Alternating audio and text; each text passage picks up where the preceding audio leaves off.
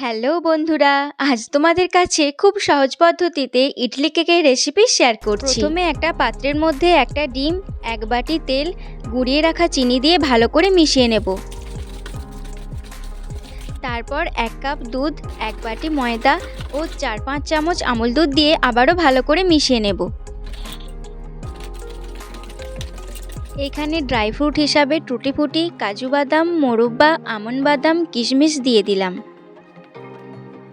তারপর 1 চামচ baking powder ও 1 চামচ ভ্যানিলা এসেন্স দিয়ে আবারও ভালো করে মিশিয়ে নেব। এরপর ইডলি কুকারে অল্প তেল মিশিয়ে কেকের ব্যাটারটা দিয়ে দিলাম।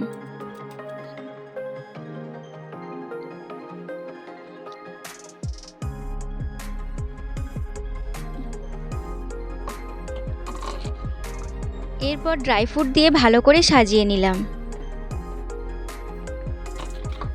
এরপর কুকারের মধ্যে 1 বাটি জল দিয়ে কেকটা বসিয়ে ঢাকনা দিয়ে দিলাম।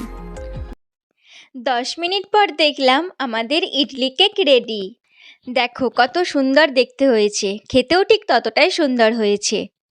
তাহলে আর দেরি কিসের, খুব সহজেই টিফিনের জন্য বানিয়ে ফেলো ইডলি কেক।